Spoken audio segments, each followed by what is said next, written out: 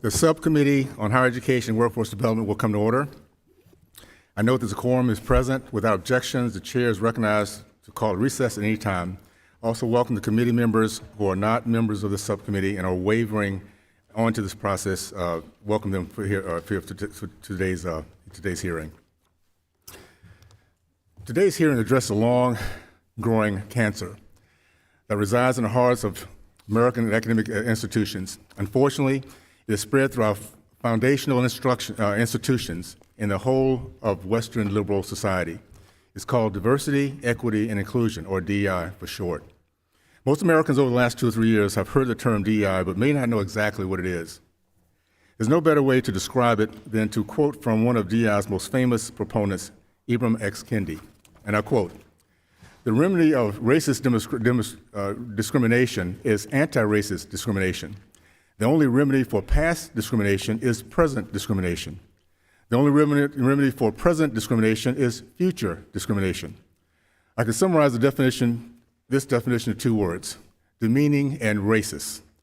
Demeaning due to the total lack of intellectual or moral common sense. Racist because anyone who accepts this irrational mindset is guaranteed to become a bigot. There are only 2 areas of measurement in which I believe DEI can be considered roundly successful. It is an industry that has created multimillionaires from previously unknown and non-peer respected authors. It is also an industry that has successfully steered hundreds of thousands of our youth away from the visions of our founding fathers. That vision was one of becoming a more perfect union, one in which the citizenry improves with each generation to judge each other based on our content of character, not by race, creed, or color. The Marxist-centered DEI, on the other hand, has a jaded view of America and Americans. It views our nation as a pyramid composed of race oppressors and race oppressed. It contributes all of America's societal ills and flaws to the white Judeo-Christian male. To remedy all past perceived racism and injustice perpetrated by this sect of Americans, DEI prescribes a healthy injection of black racism and black injustice. DEI bureaucrats are hired not only to control conversations, but also to stifle free speech and open discourse by asserting leverage on every aspect of university management: personnel, curriculum, policy, and college admissions. It proceeds to attack the foundational pillars of academic freedom. DEI is not an abstract concept. It is instead practical applications used in almost every college campus throughout our country, both public and private. It is seen as universities use race as a plus factor in admissions. Instead of intellectual competition and meritocracy, it is skin color that is deemed the winner or loser, pitting races against each other. The impact of DEI is seen in indoctrination of students as they undergo mandatory racial bias education. Based on their race, each student is deemed an irredeemable oppressor or a member of the hapless, hopeless, and weak oppressed. To my Jewish friends, if you wonder about the surprising outgrowth of anti-Semitism now raging on our college campuses, this is the genesis. DEI teaches that at the very top of the oppressor pyramid is the Jewish race. There's no empathy in the DEI space once identified as an oppressor, only disdain. At the core of DEI is also the soft bigotry of low expectation. It teaches Black Americans as members of the oppressed race we're weak and incapable of standing and succeeding independently, that we must wait for the success wand to be waved over us by white Americans. Or even better, we should wait for the promise of slavery reparation. DEI purports that Black Americans like myself, who can muster the tenacity and grit to succeed, are the exception, not the rule. Once again, DEI is both demeaning and racist. DEI is also heartless and unforgiving. Scholars who dare to publish research that challenges the liberal orthodoxy are often canceled or pushed out of the academic profession. For professors who love teaching and seek to earn a tenure, they are forced to take a loyalty oath in which they either promise to adhere to the principles of DEI or find another profession. The DEI movement is at its core divisive. It judges others based on our immutable characteristics like color, race, and past industry, which we have no control of. Instead of becoming a more perfect union, it turns our schools, communities, cities into cesspools of divisiveness, hate, and intolerance. I look forward to the discussion on DEI today, from its Marxist roots to the modern-day DEI industry that siphons millions of dollars from education and workforce budgets. For those who want to know how much it costs us across the country, I have just a few examples here. According to College Fix, University of Michigan, $30 million a year. Texas A&M University, $11 million. Ohio State University, $20 million. University of West Wisconsin, $16 million. And what is the result? More hatred, more anger, and more racism. So I'm looking forward to addressing this. And I want to thank everybody again for joining us. And I want to yield now to the ranking member for her opening statements. Thank you very much, Mr. Chairman. Thank you to the witnesses for being here today. Once again, instead of having a productive conversation about addressing students' mental health needs, ending campus hunger, protecting students' civil rights, committee Republicans have determined it would be a better use of our time to malign campus diversity, equity, and inclusion, or DEI programs.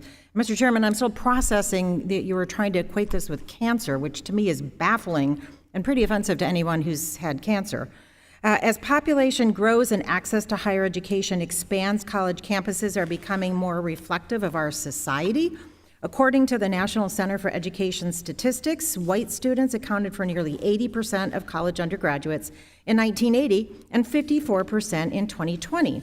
Hispanic and Latino students increased from 4% of the undergraduate population in 1980 to slightly more than 20% in 2020. Thanks to Title VI and Title IX of the Civil Rights Act of 1964, campuses are more accessible to women, to other racial groups, as well as students who identify as LGBTQI+, international students, students with disabilities. And although this is to be celebrated, increases in campus population are not necessarily indicative of changed attitudes or closely held beliefs. In 2020, the U.S. saw 517 reported hate crime instances on college campuses, with more than half of them motivated by race, and these are only the reported incidents. Discrimination is also not limited to race, socioeconomic status, sexual orientation, and even disabilities. Students face discrimination based on their religion as well. And this is why DEI programs exist. No two programs are alike, but DEI offices exist to address student needs, to give strategic support to faculty, to institutional leaders, to identify hurdles and assist faculty and staff in serving, educating, and meeting the needs of increasingly diverse populations, many of whom are first-generation college students. Regrettably, some Republican-led state legislatures have decided that DEI offices are too costly, and yet these programs barely affect many university budgets. As a result of this legislation, significant cuts have been made to DEI programs. For example, in 2023, Wisconsin State Legislature proposed cutting 188 DEI jobs from the University of Wisconsin's 13-campus system for a total of $32 million, but the DEI employees account for less than 1% of the overall number of UW employees, and they are employees that the university determined were important to hire. Last week, the University of Florida fired 13 DEI officials out of its 19,000 employees in accordance with an anti-DEI initiative championed by Governor DeSantis. Now, I'm sure our colleagues will be able to provide some one-off examples or anecdotes of instances at school where DEI programming is not fully living up to its mission and not making all students feel safe and welcome on campus. To the extent that that is occurring at schools, by all means, we should challenge their DEI programs to improve and change, but that's not a reason to end the DEI programs entirely. Rather than condemning programs that are attempting to rectify inequities, this committee should be focused more on the root causes that lead to inequities in the first place. So thank you, witnesses, for being here, and I yield back the balance of my time. Thank you so much. I just want to make a quick comment. All due respect, I am a cancer survivor. And so when I equate DEI to cancer, it is the real deal. It is a cancer to the soul of our nation, as will be seen as we talk through this process today. I'm so thankful again that we have an opportunity to bring this to the Americans' attention. So that being said, pursuant to Committee Rules 8C, all members who wish to insert written statements into the record may do so by submitting them to the committee clerk electronically in Microsoft Word format by 5 p.m. 14 days after this hearing, which is March 21st, 2023. Without objections, the hearing records will remain open for 14 days to allow statements and other materials referenced during this hearing to be submitted for the official record hearing. I now turn to the introduction of our four distinguished witnesses. Our first witness is Dr. Eric Smith, who is Associate Professor of Rhetoric at York College of Pennsylvania and a Cato Research Fellow. He's located in York, Pennsylvania. Our next witness is Dr. James Murphy, who is Director of Career Pathways and Post-Secondary Policy at Education Reform Now, located in Washington, D.C. Our third witness is Dr. Stanley Goldfarb, who is Chair of the Do Not Harm and is located in Barmere, Pennsylvania. And our final witness is Dr. Jay Green, who is a Senior Research Fellow at Heritage Foundation Center for Education Policies and is located in Fayetteville, Arkansas. I want to thank the witness for being here today. And pursuant to committee rules, I would ask that you each limit your oral presentation to 5-minute summary of your written statement. I would also like to remind the witnesses to be aware of their responsibility to provide accurate information to the subcommittee. I will first recognize Dr. Smith.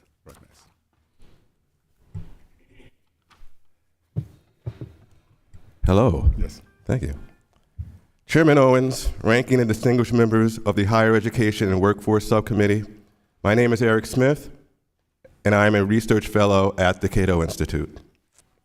Thank you for giving me a platform to speak on the issue of diversity, equity, and inclusion in higher education. I have been faculty, I have been a writing program administrator, I have even been a diversity officer. Contemporary DEI is built upon a foundation whose very mission is to perpetuate racism.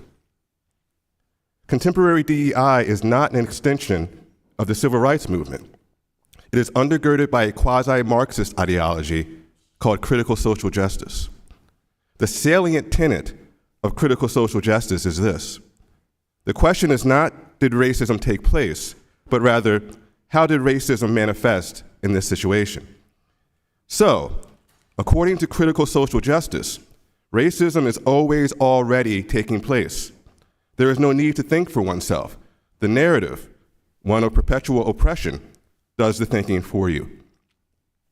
Another underlying concept of critical social justice is prescriptive racism, the prescribing of certain values, attitudes, and behaviors onto someone based on race. To shirk these values, attitudes, and behaviors is to be inauthentic, to not be a true member of a particular racial group. Questioning of this ideology is considered a form of racism. I have many stories to tell, but I will share one, maybe two, that illustrate these concepts and the general absurdity of critical social justice-backed DEI. A prominent figure in my field, which is rhetoric and composition, wrote a mass email requesting that people boycott an academic organization because he and others experienced racism during a committee meeting. However, neither he nor anyone else would actually explain what happened. I wasn't going to boycott an influential organization based on incomplete information, so I asked a simple question: what happened? For this, I was vilified by my colleagues, and colleagues of all colors, and accused of perpetuating white supremacy. Merely asking the question, what happened, was considered a form of racism. You see here that an accusation of racism cannot be questioned. Remember, the question is not, did racism take place, but rather, how did racism manifest in that situation? Another story involves two professors who always allow their black students to write in black vernacular, African American vernacular, some people say Ebonics. However, the students' refusal to do so, because they were there to learn standard English, was seen by the professors as a form of self-hatred and internalized racism. A prominent figure in the field, one who is self-proclaimed as a Marxist, went as far as to say these students were being selfish and immature, his words, for wanting to write in standardized English, because that would just perpetuate the status quo of whiteness. As black students who wanted to write in standard English, they shirked the attitudes and values these professors prescribed to them as black students. Their desire to write in a standard English was treated like a kind of pathology. Whenever I hear stories like this, I always say the same thing to myself: thank God these were my professors when I was in college. I would be steeped in negative emotionality and learned helplessness. If I had hopes and dreams, I would not have the courage to chase them. I know some people out there are trying to do DEI in a way that does not assume racism at all times, does not prescribe behavior based on race, and does not shirk critical thinking to abide by a narrative. But those doing DEI undergirded by critical social justice, and there are many, are not fighting racism. They are perpetuating racism. I don't know if you've all noticed yet, but I'm Black. And I'm against this DEI. Why? Because I really like being Black. And this ideology is infantilizing, it's anti-intellectual, and since I am a mature intellectual person, it doesn't align with me. I am too good for contemporary DEI, and so are many others. I hope we can have a good conversation today. Thank you. Thank you. Thank you so much, Dr. Smith. Now I'd like to recognize Dr. Murphy. Chairman Owens, Ranking Member Bonamici, and distinguished members of the subcommittee, thank you for the opportunity to testify on diversity, equity, and inclusion programs today, and the valuable contribution they make to institutions of higher education and the students who attend them. My name is James Murphy, and I'm the Director of Post-Secondary Policy at Education Reform Now, where I work on, among other things, improving college access for underrepresented students. It's an honor to be given the opportunity to clear up some myths about DEI and to talk about some of the actual work that DEI staff members do. I should be clear that I have never worked in a DEI office, and my comments today are based on research, facts, and conversations with people who work in the field. It's an approach I strongly recommend. DEI offices may feel new or confusing to some, but they're a natural development of the need to serve the changing demographics of higher education going back to the 1960s. As time went by, ad hoc practices became more formalized and professionalized. But even as that happened, DEI never cohered into a monolithic institution built around an ideological consensus. Any attempt to define the real impact of DEI must begin with an acknowledgement that there are hundreds of colleges and universities that employ staff working to make their campuses more welcoming, fair, and inclusive. Unsurprisingly, one finds considerable variation in the scope, mission, practices, and authority of those offices. That alone should give us pause in speaking about DEI as if it were a single thing, let alone an ideology, and remind us to be very, very careful not to let anecdotes masquerade as analysis. At some institutions, DEI work is carried out by fostering community engagement and dialogue. At others, it entails the creation and transmission of guidance or recommendations on putting fairness and diversity at the center of a range of practices, from admissions and instruction to recruitment and hiring. At some institutions, DEI offices play a central role, a role demanded by law in ensuring that their college is in compliance with Title VI, Title IX, and the Americans with Disability Act. What few, if any, DEI offices actually do is provide direct instruction to students, let alone indoctrinate them into any set of beliefs. As Mitchell Chang, interim Chief Diversity Officer at UCLA, recently wrote, Chief diversity officers spend their days on administrative duties and functions, not advocating their own political views. If anyone is trying to tell students what to think, it is legislators who want to ban these offices wholesale or write bills to make it illegal for university employees to say phrases like unconscious bias or cultural appropriation. College, we're all doctors here, is for debating ideas. It's not for protecting students from words. So I want to spend the remainder of my time talking about a few words. Let's start with diversity. The educational benefits of campus diversity include the following: training future leaders, preparing graduates to adapt to an increasingly pluralistic society, promoting the robust exchange of ideas, and producing new knowledge stemming from diverse outlooks.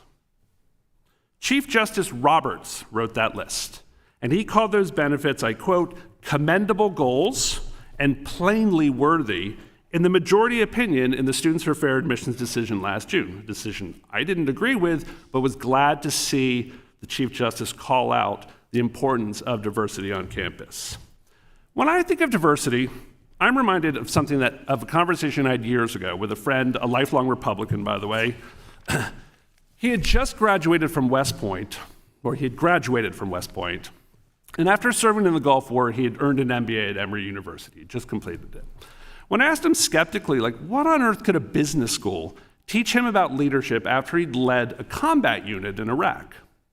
He told me that getting an MBA was incredibly useful for him because it was the first time he'd ever worked with women in his life. That's the value of diversity. Learning with people who come from different racial, ethnic, religious, and ideological backgrounds not only lets us all share in the richness of the American experience, but also prepares today's young people for the 21st century workplace. Let's talk about equity, a much used word, very little understood. Here's what it does not mean. Equity does not mean pursuing equality of outcomes. That's a ridiculous idea that's been repeatedly cited by opponents of DEI offices. No one can promise equal outcomes. Equity is about equality of opportunity and fairness. Equity does not mean treating everyone like they're the same. It means treating everyone with the same level of respect and dignity. Which brings us to inclusion. When DEI staff talk about inclusion, they're talking about removing unnecessary and unfair barriers to success on campus for students of color, for students with disabilities, for veterans, for returning students with children, for a range of students. We all perform at a higher level after all, and we feel like we're working in an environment that values us for who we are and treats us all fairly. That means things like providing winter jackets to students with Pell Grants who come from the South. That means providing avenues for students from a rural background or students of color to meet with other students of a similar background. Or it might mean helping professors to identify their own biases in faculty hiring. I'll close by saying that the current wave of attacks on DEI offices should be understood for what they are: excessive, divisive, ideological assaults on some of the basic principles of our democracy and of academic freedom. I'm confident they'll ultimately prove to be ineffective. Thank you. Thank you, Dr. Murphy. I'd like to recognize Dr. Goldfarb. Thank you, Chairman Owens, Ranking Member Bonavici, and members of the committee for the invitation to address this committee. My name is Stanley Goldfarb. I'm a board-certified nephrologist, former Associate Dean of Curriculum at the University of Pennsylvania Perelman School of Medicine, and chair of the medical nonprofit Do No Harm. I have practiced medicine for over 50 years, and I care deeply about the state of American medicine. My message today is simple. DEI is dangerous everywhere, but it's most dangerous in medical school. Americans need to know exactly what's happening. Your future doctors are learning about divisive politics at the expense of life-saving care. They're being taught to discriminate by race, not treat patients equally. Ultimately, your future doctor is being trained to be an activist. But you don't need an activist when you're sick or suffering from a life-threatening disease. You need a doctor. And if we don't restore medical school to its real mission, Americans will inevitably suffer a diminished quality of health care. I've had a front row seat to the corruption of medical education. Precious classroom and clinical time is now devoted to issues such as climate change, homelessness, policing, and other social issues that doctors cannot change.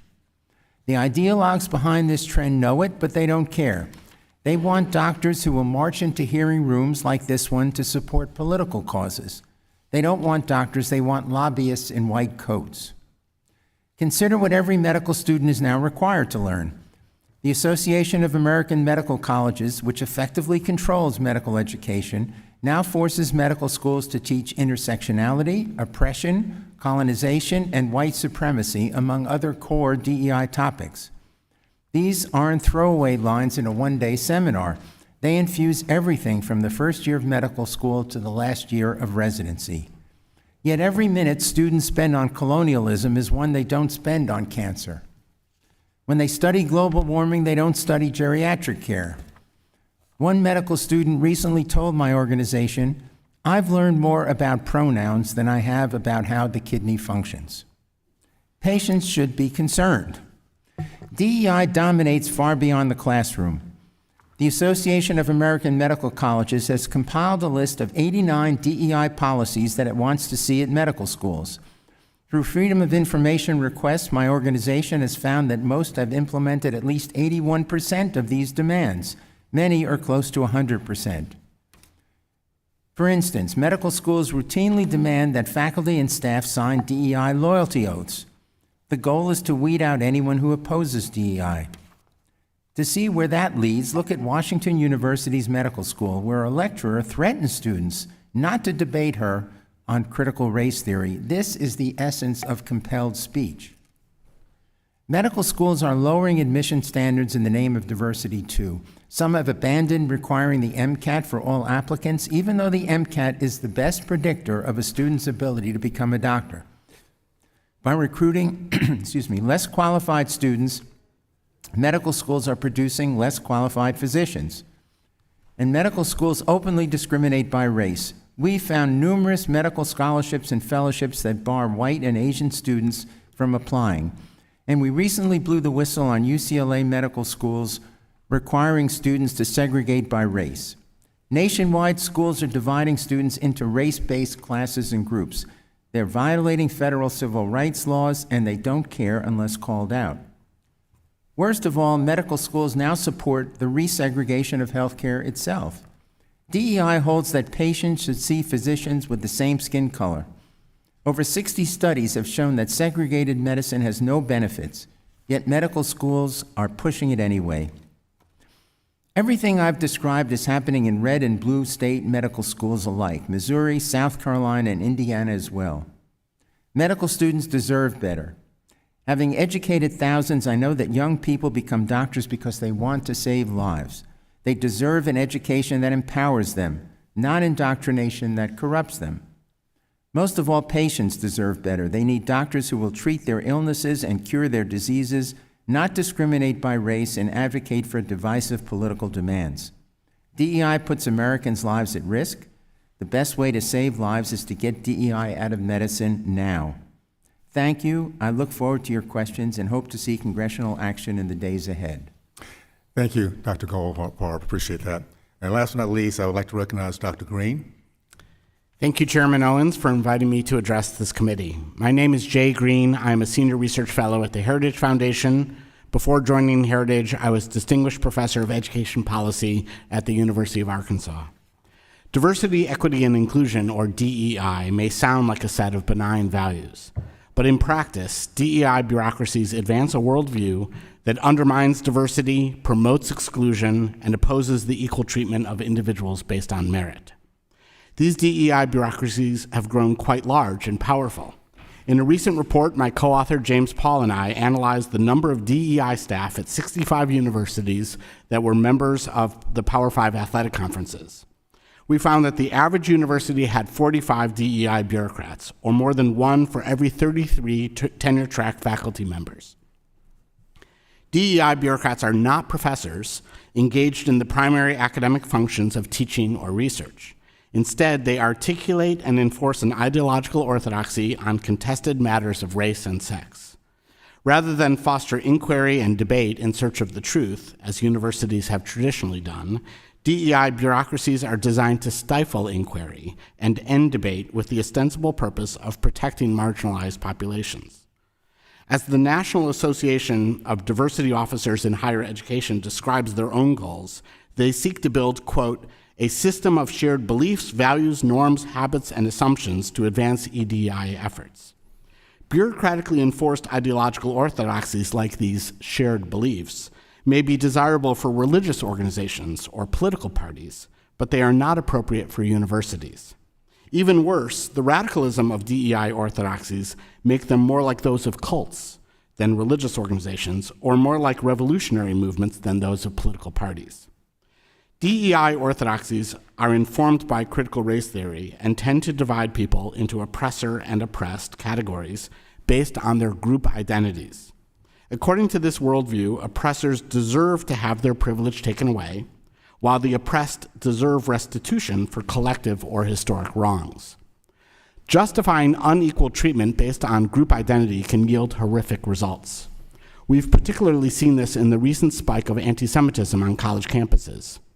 If classification of a group as oppressor or oppressed is determined by its over- or underrepresentation, the relatively high rate of Jews in universities supports their classification as oppressors.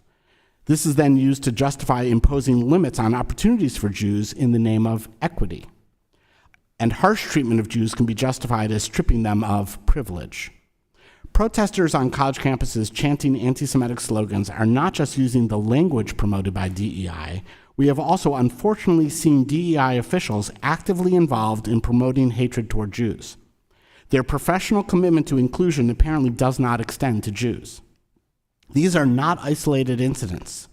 James Paul and I analyzed the Twitter accounts of 741 university DEI staff to gauge their attitudes toward Israel and, for comparison, toward China.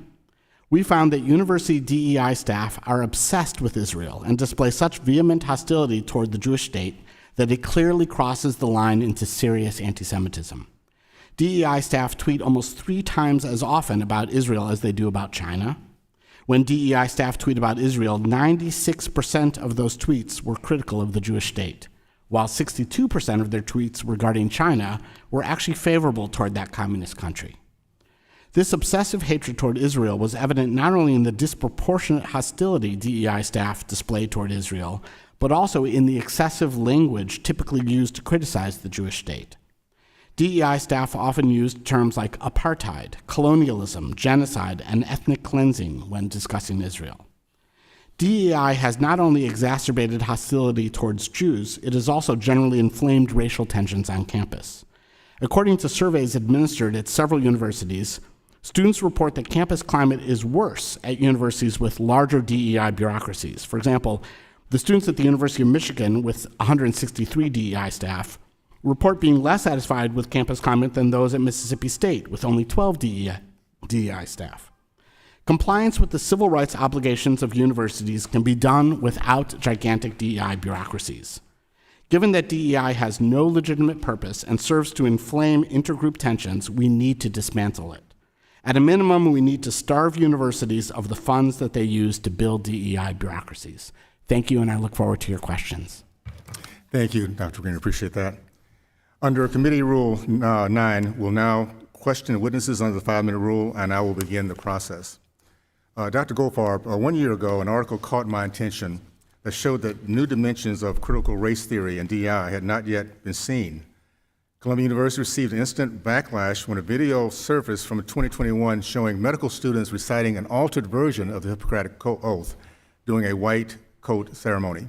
In the video, students chanted, "We also recognize the acts and the systems of oppression effected in the name of medicine. We take this oath of service to begin building a future guarded in truth, restoration, equity, and to fill the medicine's capacity to liberate." Dr. Goldfarb, this Hippocratic Oath is a foundational statement for every student. Am I correct on that, as they take this, as they begin this journey? Yes, that's correct.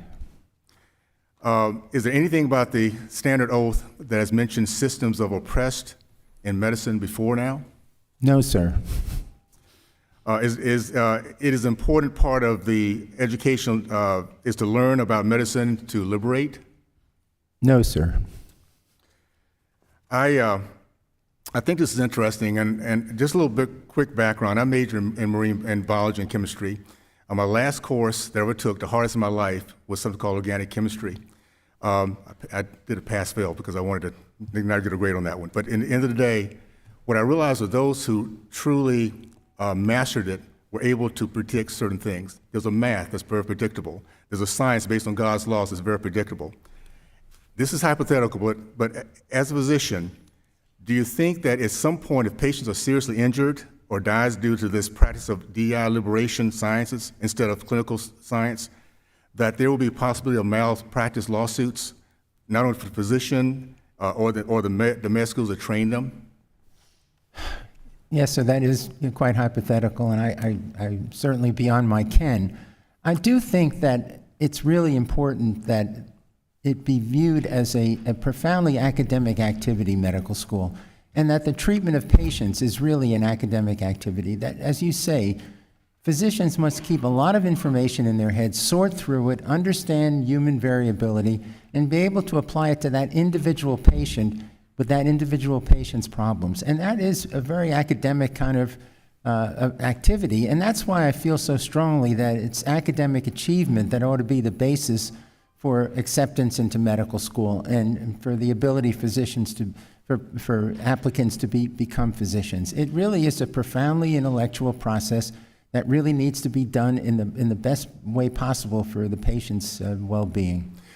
I think we can all agree that this is one profession that meritocracy should be the primary focus. And I will say this, advice to any personal injury lawyers that are listening in, please pay attention to words like DEI and medicine if they're ever in the same sentence, same paragraph, or the same book when it comes to medicine. I think you might have a good profession moving if that's the case. Dr. Green, first of all, I appreciate your comments about the oppressor and oppressed. Help me understand, just can you repeat real quickly the impact it's having on the Jewish community that we're now beginning to see across the country when you have this idea or this indoctrination that there is a race that is truly oppressor of everybody else? Well, thank you for the question.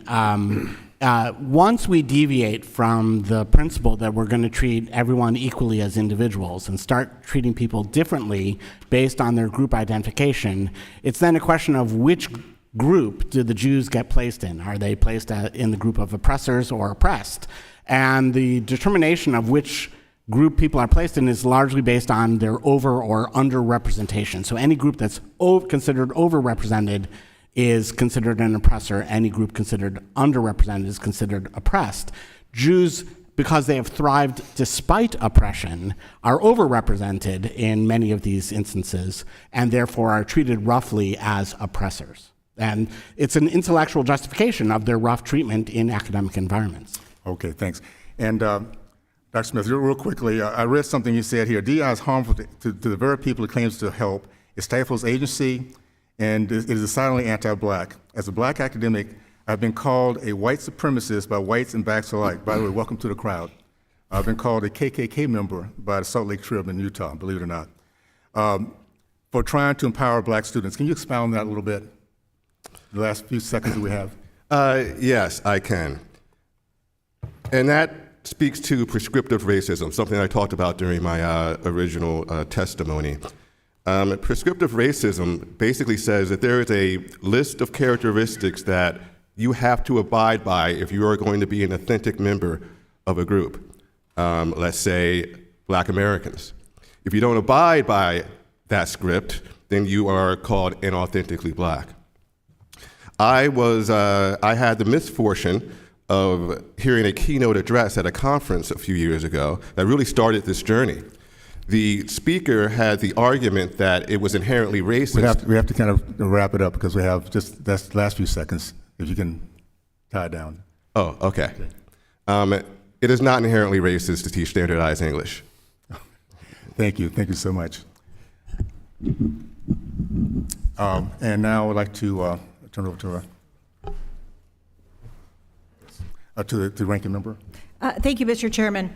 Again, I'm disappointed to see that DEI programs are the newest target in my Republican colleagues' politicized culture war. And Mr. Chairman, I'm grateful that you were able to overcome cancer. I'm just baffled to think that a program that's intended to help students would be equated with such a dreadful disease. Diversity, equity, and inclusion offices at colleges and universities are intended to support and encourage students from all backgrounds and help them to be and stay safe as they come together on campus to learn and grow. Certainly we could have and should have a conversation about how these offices could better serve their students, but villainizing the entire concept and the dedicated individuals who are doing this work to advance a political narrative, which feels like is happening today, is an unacceptable use of our time here. We've been told that DEI offices are malevolent bureaucracies intent on indoctrinating students in controversial political ideologies. Dr. Murphy, what are the actual functions that DEI offices perform, and why are they so important for college students' academic success? Thank you for the question. It's almost hard for me to say what the actual functions are that DEI offices perform because there's such variety in the field, right? So I alluded to one of the functions at sort of in the UC system. Most of the equity, the DEI offices there handle compliance, right? So they are required by law to exist. And so they are making sure that the university is in compliance with Title VI, Title IX, and the Americans with Disability Act. They make sure that students who feel threatened or have been threatened, both based on race, color, religion, importantly, disability, have recourse, right? Have essentially an office they can go to make, to file a complaint. It's an important part of some DEI work. That's not true at all institutions. At some institutions, it's a much smaller unit at the university, and they will handle things like freshman orientations, right? Recruitment practices in admissions offices, creating affinity groups. And it's not that affinity groups are all race-based affinity groups. Like an important affinity group on many campuses, a growing one, is first-generation low-income students, right? Very often that is through the DEI office because these students often feel isolated on campus. They are not showing up with a cohort of their friends from Harvard-Westlake. They're showing up as the only kid in their school to ever go to a place like this. So they perform a range of functions, which makes the attack on them, sort of nonsensical. And Dr. Murphy, are DEI programs a threat to the civil rights of students on college campuses? And are there issues that are real threats to the civil rights of students on campuses? DEI offices, it's hard for me again to say, are DEI offices a threat? No. Could it be possible that somebody working in a DEI office does something that is illegal or wrong? Yes. It's the same is true in the medical school, the same is true in the rhetoric department. If some individual or an individual department is in violation of the law, then yes, indeed, that person should face the consequences. No, the more realistic threats to civil rights on campus is shutting down students' voices, right? Shutting down faculty who are trying to serve them. Right, and I absolutely agree with that. I want to urge my Republican colleagues to consider constructive ways that we as policymakers can protect students from discrimination and hostile learning environments, and that includes students who have been victims of anti-Semitism on college campuses. And we have had several discussions about that, and I wish we were working together to find a way to address that in a constructive way. Specifically, we should be focusing on increasing funding for the Department of Education's Office of Civil Rights. Because as we know, they have the responsibility to enforce the law. They investigate and intervene in instances of discrimination. And I want to note that we should all be standing together against the 25% proposed cut to the Office of Civil Rights budget, and instead provide the office with the funding they need to protect and serve our nation's students. And we should reject political narratives that focus more on stoking culture wars and assuring students' success and safety. And Dr. Murphy, you're talking about how DEI programs are different on different campuses. Why is that? And shouldn't those colleges be able and universities be able to design their own DEI programs and not have the government telling them what their DEI program should look like? Yeah, they're different for the same reason that English departments are different from campus to campus. They're different for the reason that student services are different from campus to campus. Sometimes I find myself annoyed with the autonomy that we give to universities, and I wish I could have all the universities behave in a way that I would like them to.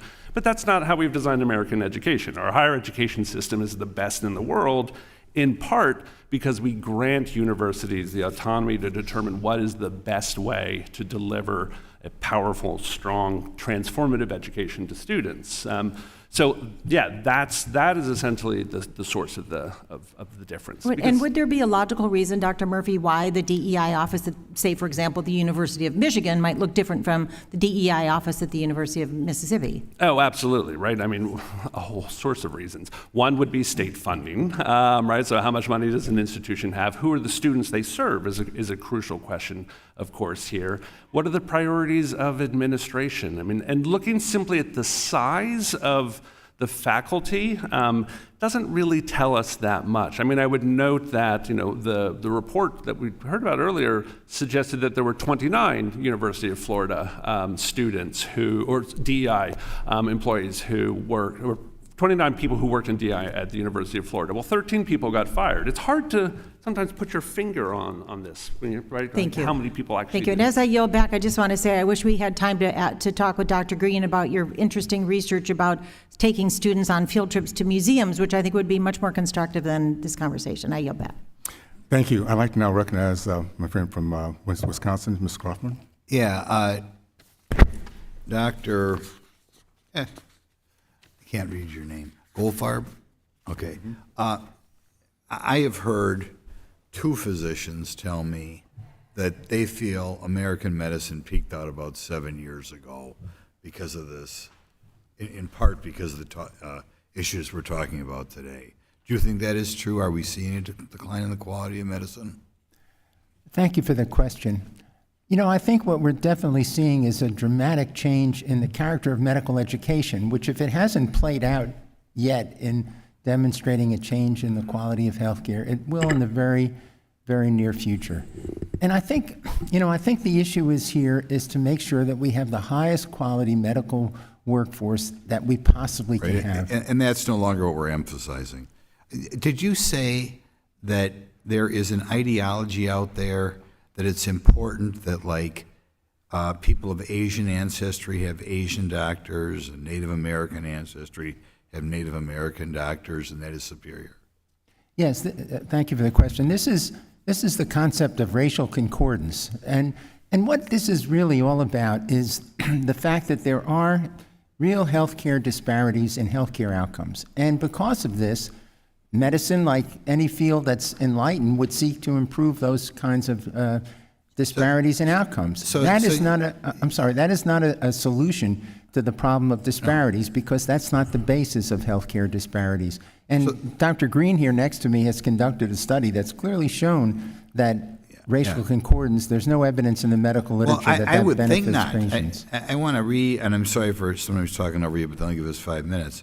So in other words, there's an ideology that says if I'm a Native American, I'd rather have a doctor who maybe got 30 or 40 points lower on the MCATs, but it was a Native American, rather than an Asian doctor who did superior on the MCATs, because is that what that ideology lives to? Yes, that's basically the You have to be really a sicko to really think that's the way we should operate our medical schools. That we would want a doctor who hasn't performed as well, but just because of racial reasons. I'd like to meet that person who would say, I'd rather have somebody with low MCATs treat me because they look like me. I mean, I assume there are a couple people out there like that, but that's just almost beyond belief. Next question. Dr. Smith, there is and I want you to comment on this, there's an ideology here in that what you bring to a job, today we happen to be talking about medical school or education, but it could be anywhere, is colored by where your ancestors come from, right? So if some guy's got a grandmother who was born in Norway and somebody else has a grandmother that was born in Honduras, that colors their world of view, or they'll be different, better or worse, or bring something different to the engineering firm or whatnot. What do you think about this idea that the way you think is determined by ancestors who you may never have met? Maybe the grandmother died before I was born, but still these DEI professionals want to break you out and say you're different. DEI, undergirded by critical social justice, skirts individuality. It's all about group consciousness. Group consciousness is necessary for this ideology, because if we have individuals, then we have individual people with their own individual lives and histories that cannot be predetermined based on their skin color. So we have to look at somebody as a member of a group and not an individual. That's necessary for this to work. So with your example, it's about race. With other examples, it's about sexual orientation. With other examples, it's about ability. But everybody is a group member and not an individual, and that's the issue. Right. You must hang around with these people or talk to them. What goes on in their mind? How, for example, they think somebody who's spent their whole life in the United States but had a grandmother from Honduras thinks differently, apparently, than, and I don't know what they do with people who are adopted, because they might not even know where they're from. I guess it's purely a genetic thing. But how do they justify that? Do they really believe that if I have a grandmother from Honduras, I view the whole world differently? Somebody who I've never met, Sorry. Yes. It's just a quick answer. Okay. It's a fabricated ideology based on standpoint epistemology, meaning that based on your race and your experience, you see the world differently than somebody else, even about objective reality. Thank you. Thank you. I'd like now to recognize my friend Ledger Hernandez from New Mexico. Thank you so much, Mr. Chairman, and Ranking Member, and thank you, witnesses, for being here today. So once again, we are here, and the Education Committee is looking backwards, not forwards. They're stoking the fear and divisiveness of the culture wars. Thankfully, we just saw the 11th Circuit Court of Appeals with 2 Trump appointees strike down Ron DeSantis' so-called Stop Woke Act. These attacks against diversity are looking back to a time when white males dominated our institutions. We simply can't go back. We need our institutions to reflect the strength of our country. Diversity is our strength and can and should be celebrated. To those who think our nation has moved beyond to a colorblind society, I'm going to quote Kevin McCarthy, Speaker Kevin McCarthy at the time, who said, no, not at the time, but who said in regard to the 2019 State of the Union, I look over at the Democrats and they stand up. They look like America. We stand up, we look like the most restrictive country club in America, close quote. Check out the State of the Union tonight and see if things have changed. My own story as the first Latina to represent my district is indeed a DEI story. As a Latina from rural New Mexico at a small school that didn't have AP classes or normally sends students to the Ivy Leagues, I was recruited to attend Yale by someone who saw my promise and my SAT scores. Besides the few Latinos and Black students similarly recruited to diversify the student body, it was generally wealthy, white, and still mostly male. In my study spot in the library, I received notes telling me that I did not belong there. If I ate lunch with my Latino and Black classmates, my white classmates would complain about the mere fact that we were eating together. The university did not at that time provide the range of DEI programs that so many students benefit from today.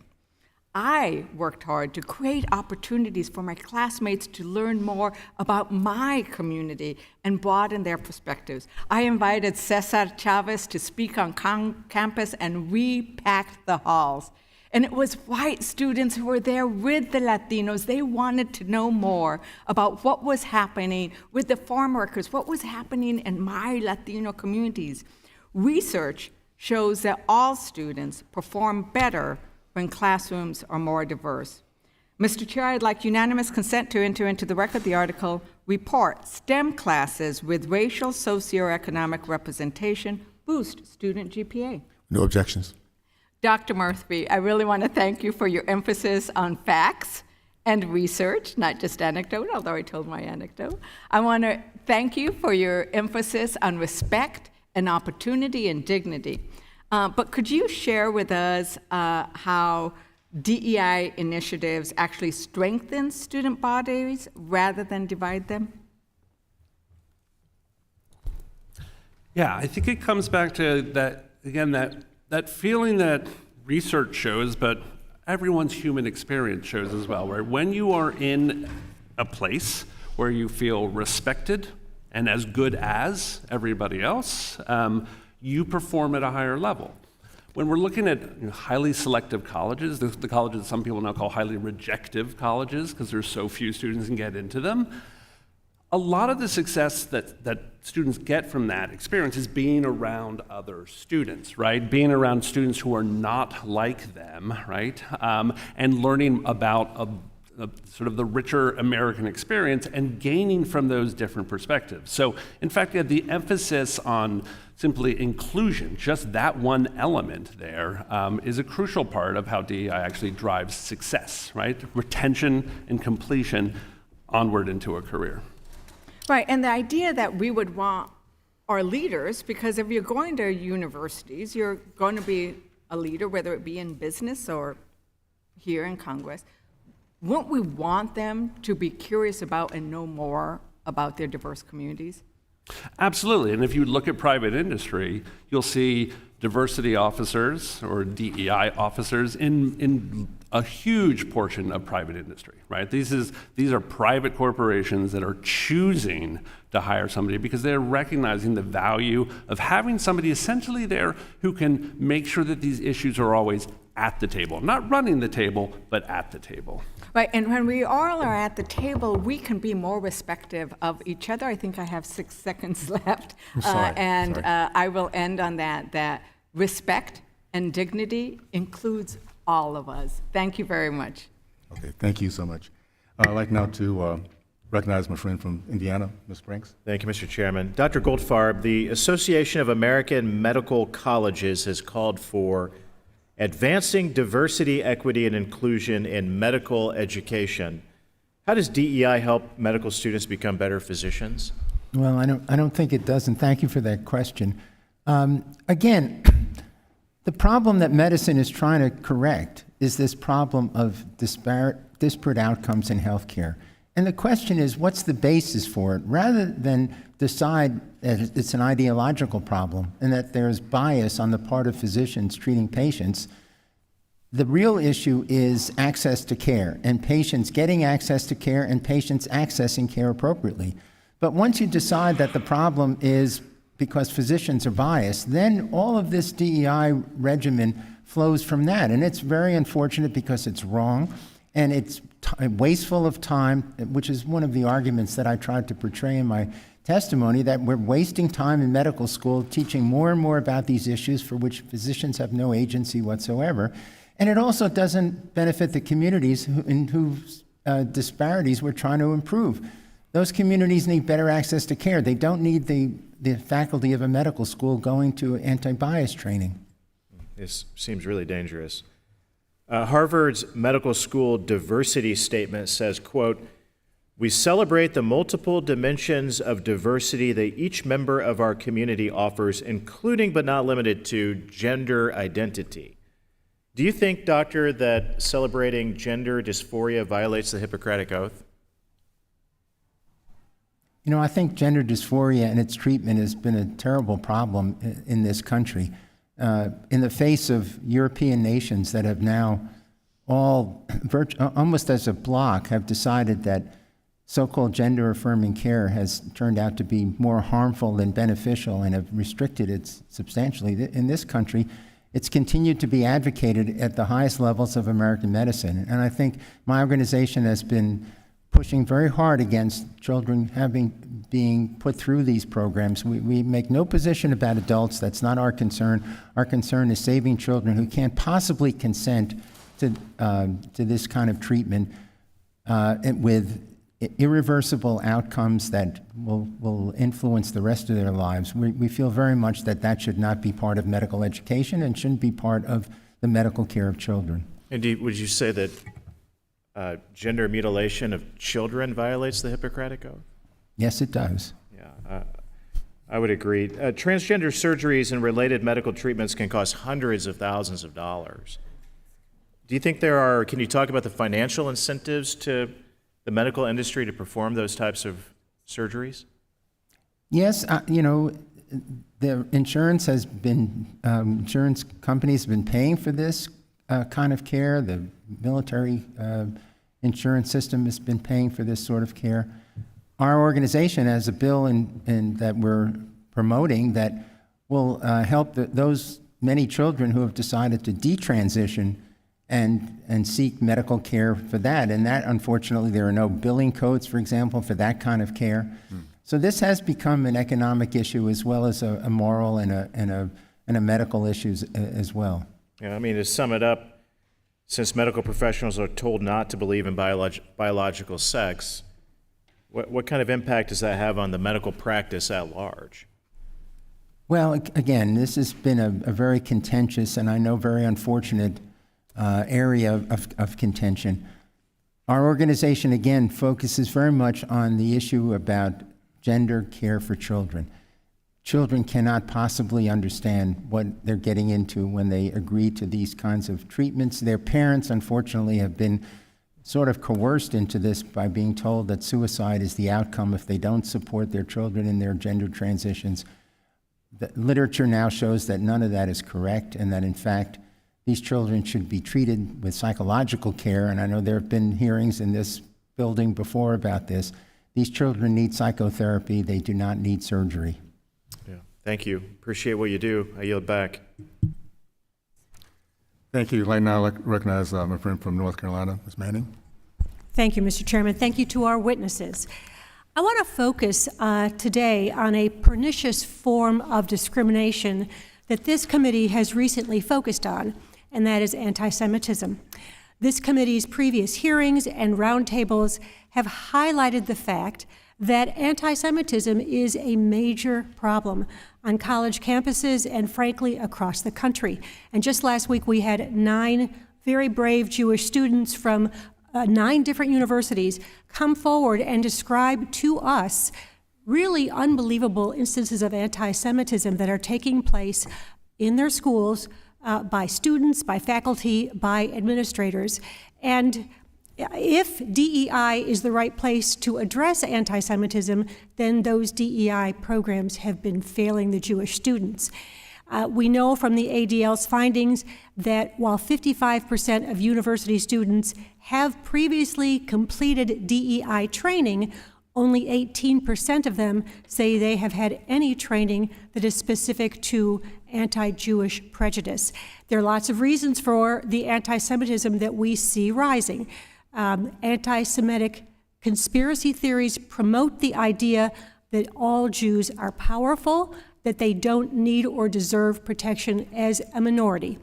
Some might not understand, in fact, most don't understand the origins of anti-Semitism or how pervasive it is, or frankly, how unique a form of discrimination it is. Many people do not understand that Jews are a diverse and multiracial community, that there is no one way to look Jewish or practice Judaism or live as a Jewish person. I am concerned, however, that the failure of DEI or universities in general to protect Jewish students is being exploited to denigrate the value of diversity and the value of DEI programs on campuses that are doing the right thing to make minority students feel welcome and included. And I am wondering, in fact, whether DEI needs to be fixed instead of thrown out so that it does make all students, all minorities, feel protected, and that would include Jewish students and minority students and LGBTQ students. So I want to start, Dr. Murphy, with you. Do you believe the DEI programs are capable of including segments to educate students and faculty members about the origins, the long history, and the dangers of anti-Semitism? Yes. And to your knowledge, do most DEI programs address anti-Semitism?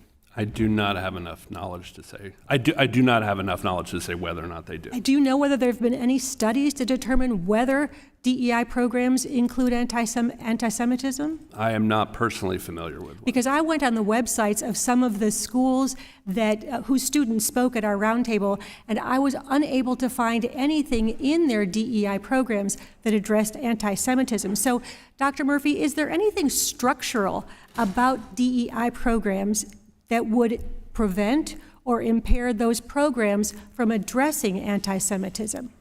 To the contrary, right? These programs are intended to respect the rights and dignity of all students and to ensure, typically, to ensure that they are not discriminated based on race, color, religion, disability, national origin. So no, there's nothing structurally in DEI programs. And I guess I do want to return to the idea of we need to be careful about talking about DEI as if it's this monolithic structure. It isn't.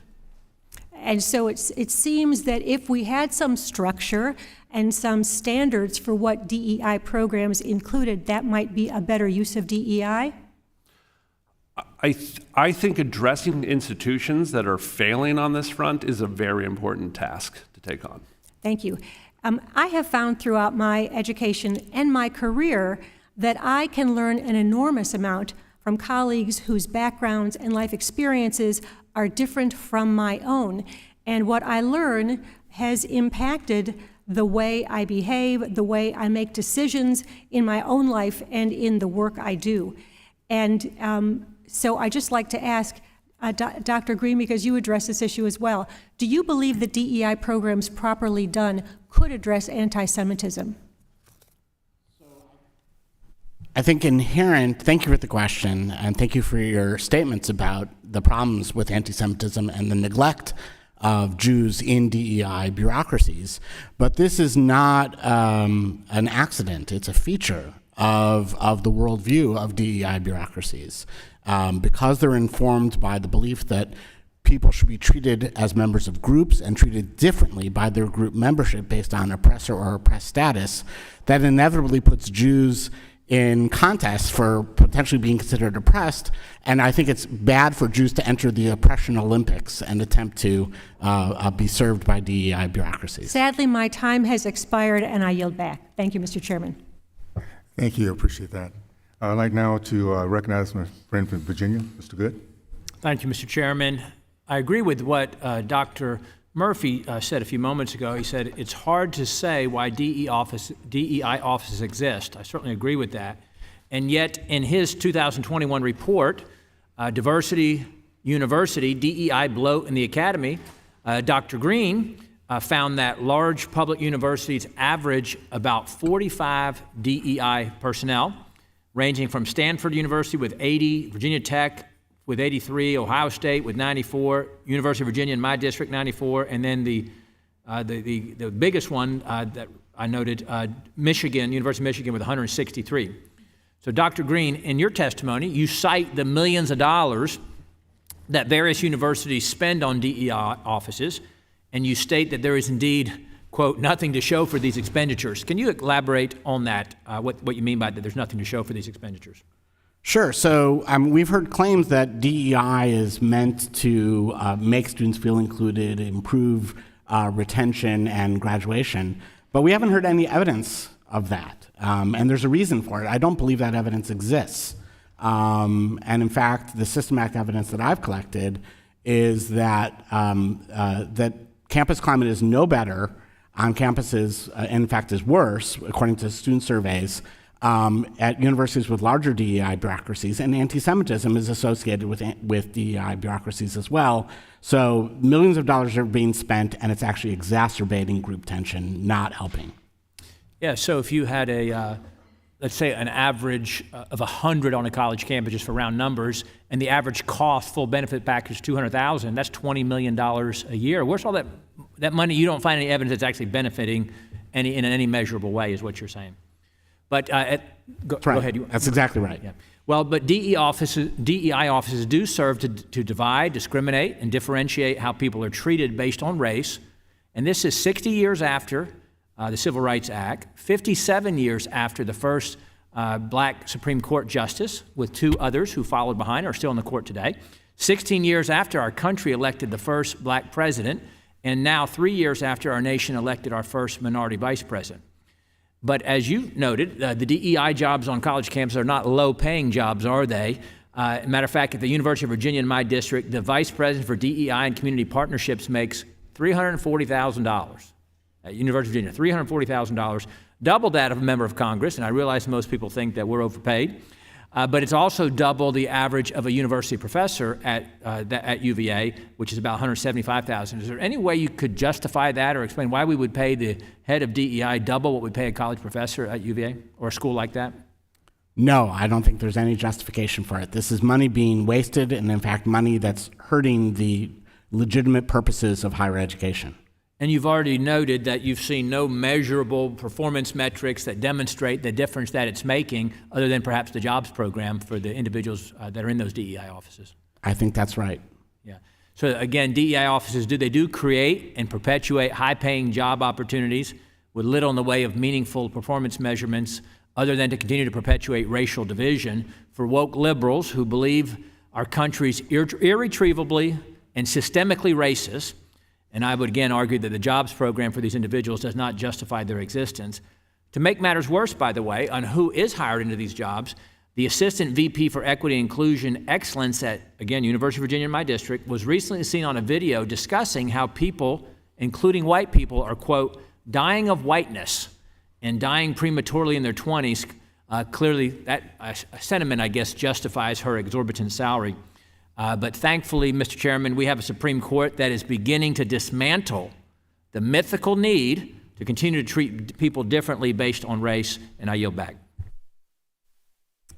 Thank you. I'd like to now recognize my friend from Georgia, Ms. McCabe. Thank Beth, you, sorry. Chairman Owens and Ranking Member Wilson. And I've read your testimonies today, so thank you so much to our witnesses. 5 months to the day of the deadliest attack on Jewish civilians since the Holocaust, Jewish students around the country and across the world continue to face hate and vitriol and are somehow being considered collectively responsible for the actions of the State of Israel, a country they may have never lived in or possibly even visited. This is textbook anti-Semitism, and it simply can't be allowed to continue unchallenged or at our universities. However, it is wrong to use the very real threat of anti-Semitism as a political tool to oppose policies that you simply don't agree with. It is disappointing to see the majority today attempt to use the very real pain that is caused by this conflict and the scourge of anti-Semitism as a vehicle to push an extreme political agenda that is determined to erase any mention of the words diversity or equity on campus. Instead of dismantling these programs, we should commit ourselves to improving them, to ensuring that every student feels welcome on campus and that all of the stories that we've heard from these students are being treated with the care and the respect and the dignity that they deserve. But that cannot come at the cost of dragging us backwards and undoing the important progress that we've made as a nation. The fact of the matter is that Black Americans and students of color have historically been denied access to universities despite being just as qualified and willing to learn as their white peers. As much as my colleagues would like to say otherwise, this is the reality. And it's one that occurred relatively recently during my lifetime and many other members of this committee's lifetimes as well. One whose impact cannot simply be forgotten about or corrected overnight. It is the reality for people that look like me every single day, and the reality that continues to spur the need for policies like this in the very first place. My Republican colleagues can't have it both ways. You can't claim to be protecting free speech and diversity of thought while simultaneously trying to deny our history, which is the history of America, and it is the inclusive history of America, and dismiss the stories that make us who we are as a nation. Stories like my father's, who was the branch president of the NAACP in Illinois at the height of the civil rights movement. This refusal to have difficult conversations, to just sweep what makes you uncomfortable under the rug and act like it isn't there or did not happen, is a disservice to our students and to our nation. It is a disservice to those who lived these realities and to the heroes like my dad and John Lewis and so many countless others who put their lives and reputations on the line to help this country live up to its promise of liberty and justice for not just a few people, but for all people. Dr. Murphy, could you please use the time that we have left to discuss the importance of ensuring that students from groups such as racial and ethnic minority students, the LGBTQ+ students, or first-generation college students have equitable access to colleges and to universities? It's tremendously important. I mean, we've made great strides. I do not want to take to diminish that in any way whatsoever. But the diversity on campuses, particularly more selective campuses, still lags far behind the country. I believe that some Ivy League institutions, if you look at the percentage of black students on campus now, it's lower than it was in the 1990s.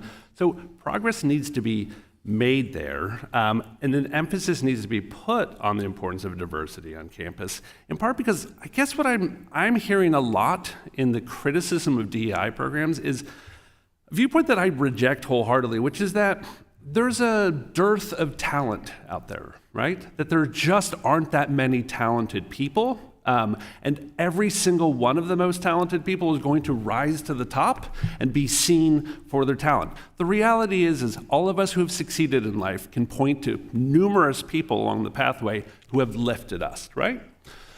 I think DEI helps us keep that in mind, right? To keep in mind who has had the opportunity, who has had the resources, and how that has impacted their experiences. Thank you so much, and I am out of time. Thank you. I would like to recognize my good friend from New York, Mr. Williams. Thank you, Mr. Chairman.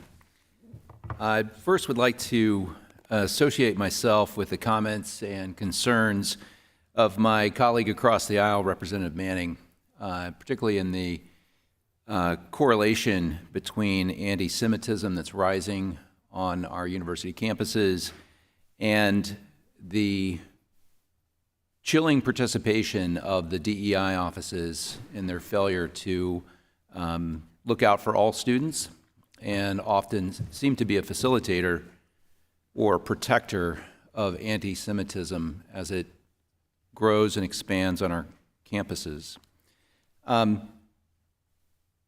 Dr. Goldfarb, are you still at the University of Pennsylvania? No, I'm retired now, sir. Was your decision to retire from UPenn related at all to perhaps the reaction of your being outspoken on this topic? Would you say that that created an environment that made retirement a bit more attractive? Well, it was time to retire. However, I certainly did receive an unfortunate sort of canceling. My name was taken off the website at the University of Pennsylvania. My name was taken out of the history of the kidney division, which I was once the co-director. So I did receive the opprobrium of my colleagues over my activities. And this was because of medical malpractice? I mean, because of something you did wrong in the practice or teaching of medicine? No, sir. This was because of my political ideas or my general ideas about medicine and healthcare and medical education. That is disappointing and shocking to hear, and I'm sorry that you had that conclusion to a very distinguished career. You comment pretty broadly about medical schools and the application process. I want to expand that a little bit. Would you say that the effects of DEI, as you described them, the harmful effects of DEI, are limited just to medical school application boards or admission boards? Or is there a broader issue, with, maybe it's accreditation, maybe it's, medical associations or other interest groups and professional groups around medicine? Is DEI just on the campus, or does it have a broader impact? No, certainly it has had a very broad impact. American medicine, for reasons that are peculiar at best, has decided that it's been a profoundly racist activity without evidence really for that. I think this all started in earnest when George Floyd was killed, and it's really blossomed, if you will, since then. And more organizations have taken up this cry that they need to purge themselves of what's been a traditional focus on meritocracy and focus very much on the issue of diversity. Diversity is fine. It's just that we have to worry about patient welfare. That's our main concern as physicians, and not the benefit of the practice of medicine and the benefit of people who practice medicine, but on patients. And unfortunately, that requires focusing on allowing the best and brightest individuals to be the ones who practice medicine. Have you had other doctors talk to you about your experience, being shown the door, or at least being erased from the history of UPenn? Has it chilled other people in the medical practice and the medical profession from speaking out on this meritocracy, or speaking in defense or support of meritocracy? Have you had, you don't have to name names, but have you had private conversations that this has had a ripple effect, even for people not brave enough like yourself to speak out?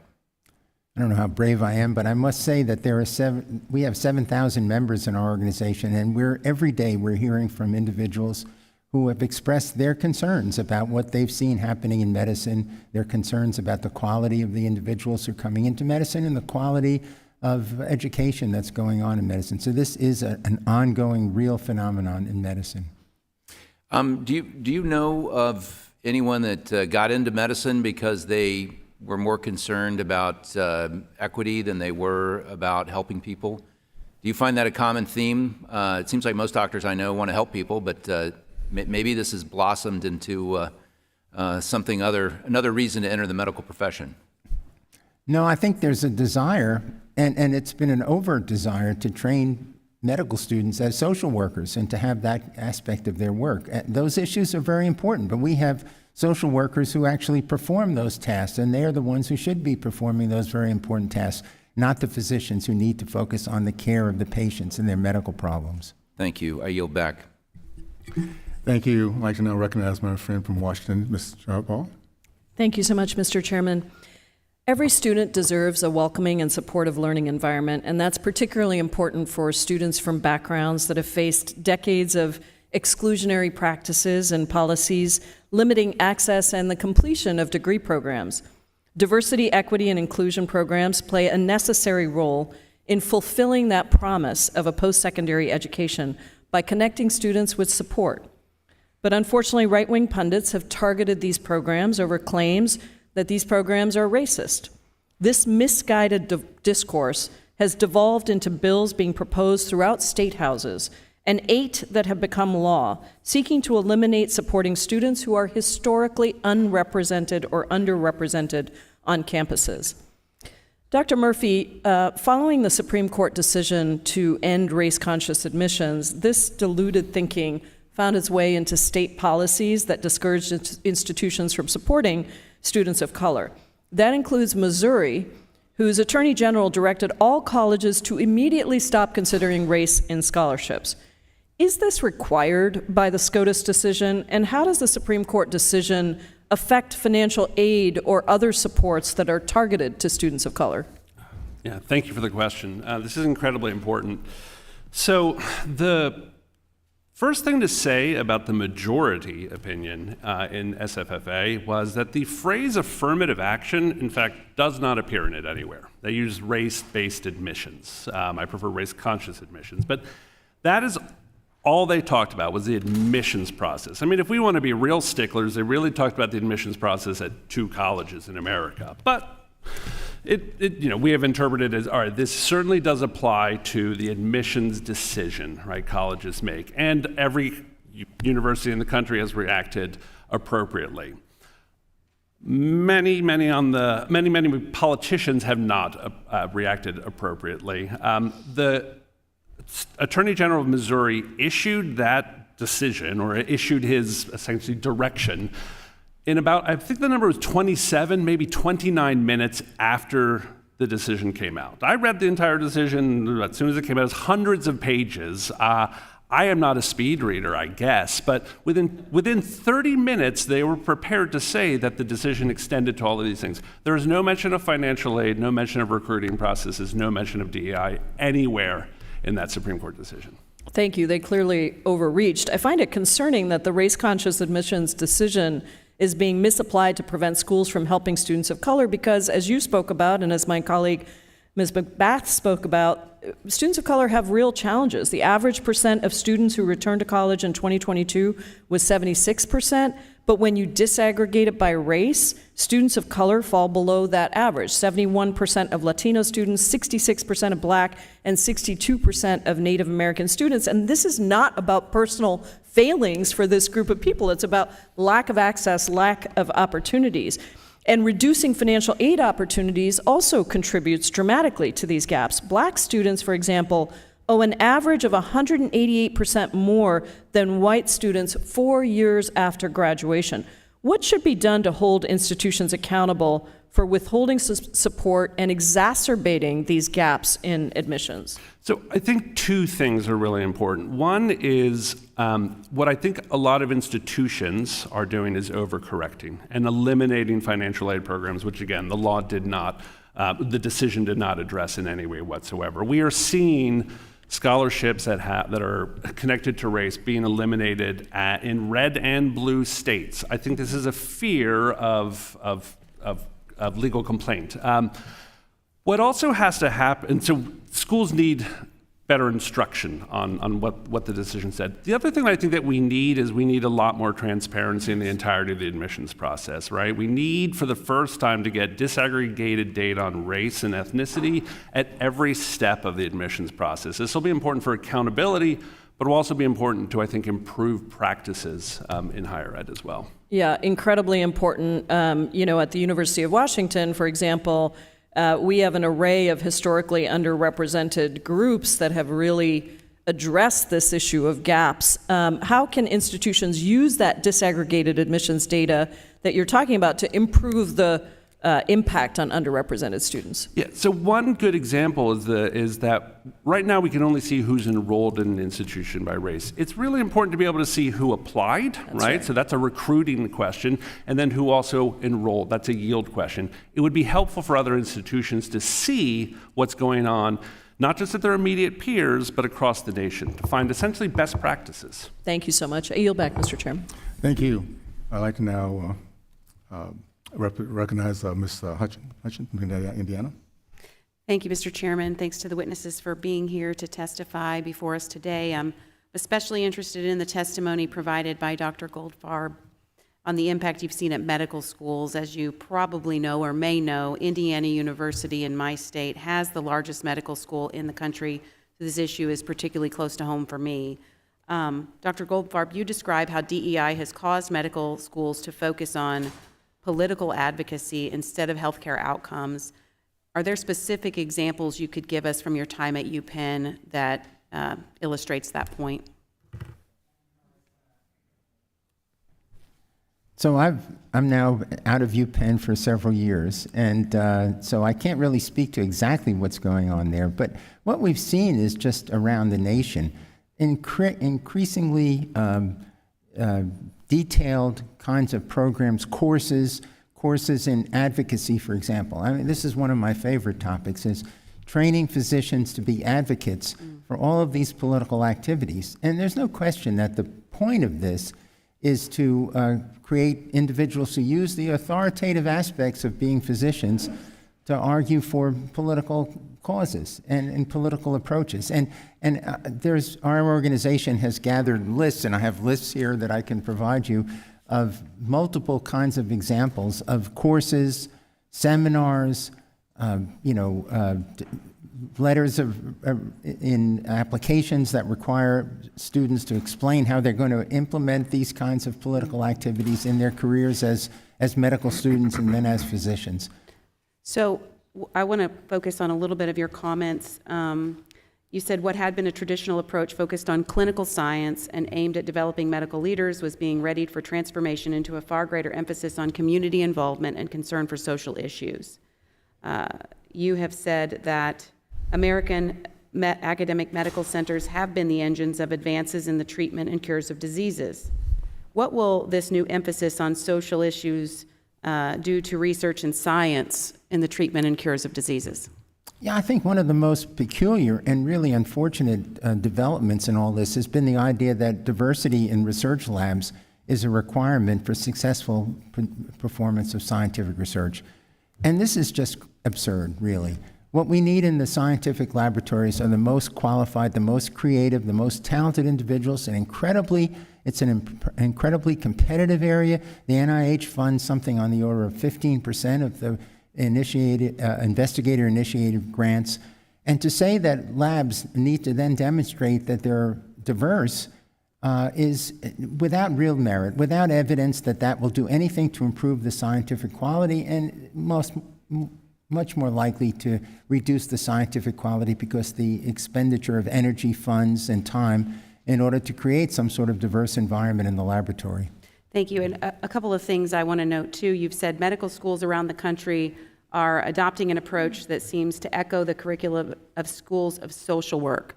And in the K through 12 education, in the judiciary, all of these places, we are really, including in medical academia, we're really trending into an area where, in your own words, physicians have not the agency to address some of these issues. We see social and emotional learning, diversity, equity, and inclusion, critical race theory. You wrote a significant op-ed, Take 2 Aspirin and Call Me by My Pronouns, and that has turned to some calling you an activist. When you were in medical school, did you ever think you would be considering yourself an activist for advocating for things like rigor in science?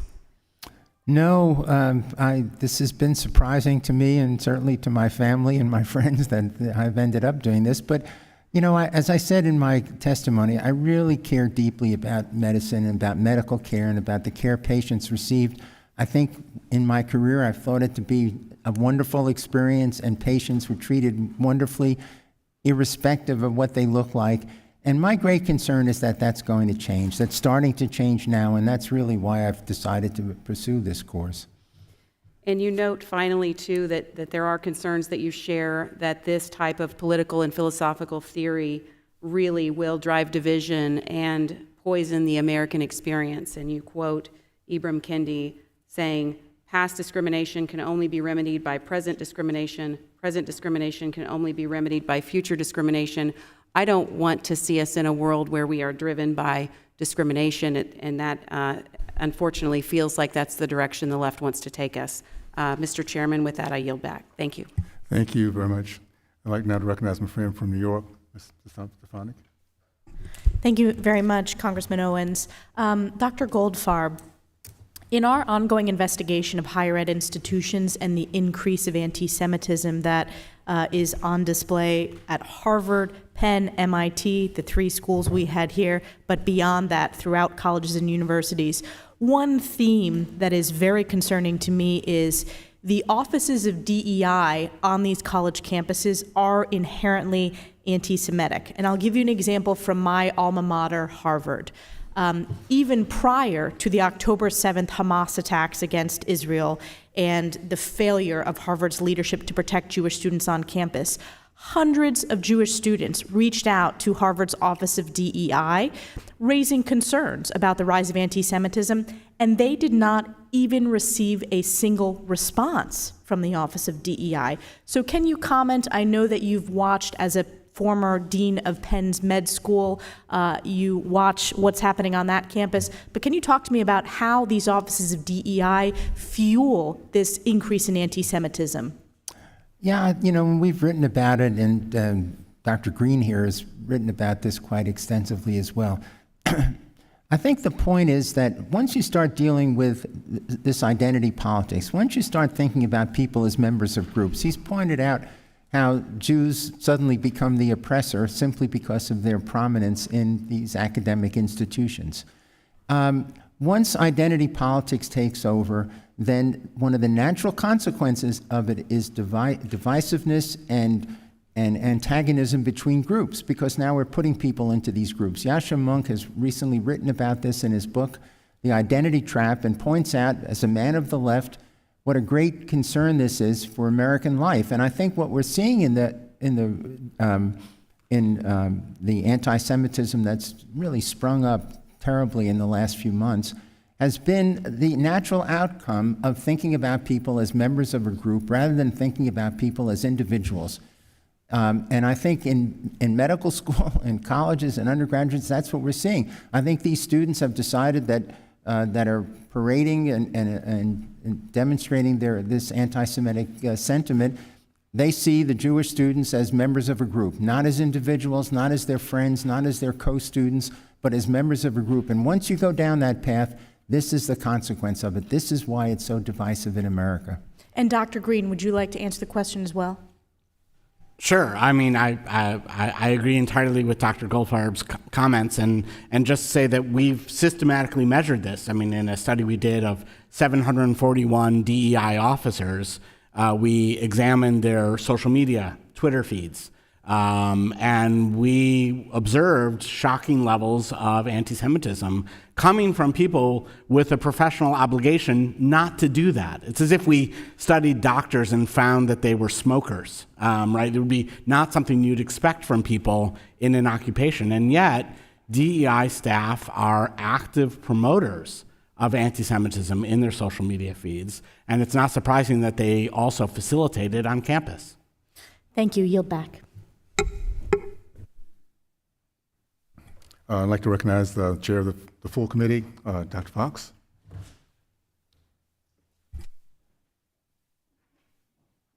Thank you, Mr. Chairman, and I want to thank our witnesses for being here today and shedding a lot of light on this very, very important issue.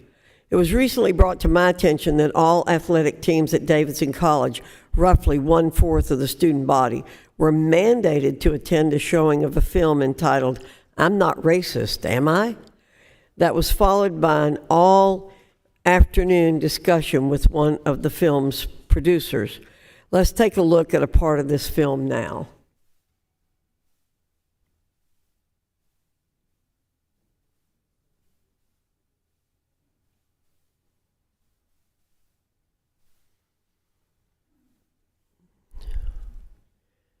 If we could stop the clock, it would be helpful.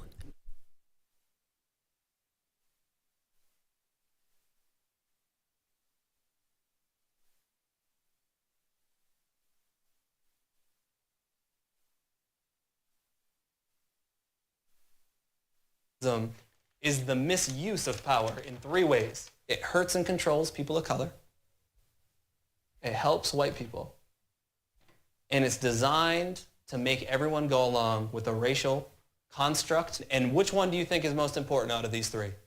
Of which one was racism set up to do? Help white people. Help white people. That's all it is. The fact that it hurts and controls people of color, that's just an effect. I don't think that racism is only white people being racist against other minorities. I think minorities can be racist against white people too. We would call that bigotry. We wouldn't call that racism. And we continue to change the idea of who is white, who gets into the club and who doesn't. And you know how we do it? We never define what white is. We just tell you whether you're not. We would also say that it's only white people that could be racist, that are racist, and that people of color cannot be. So are you saying that all white people are racist? Yes.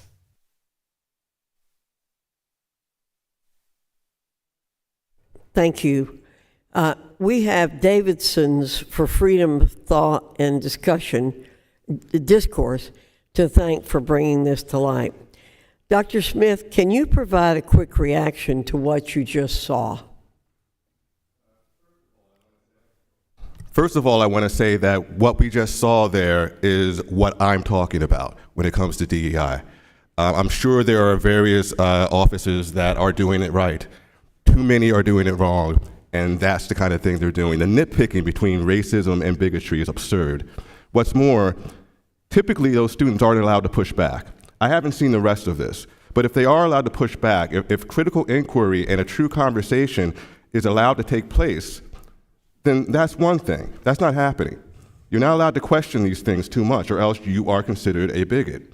What's more, a lot of these things that they are demonizing are things that are helpful to our students, like individuality and self-reliance and reason and rationality. These things are considered quote-unquote white ways of knowing. This is not good for anyone, especially students of color.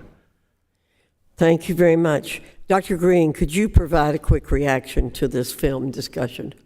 I think it captures perfectly the DEI worldview that divides people into different groups, treats them differently based on group identity, and believes that all whites are racist and no non-whites can be racist.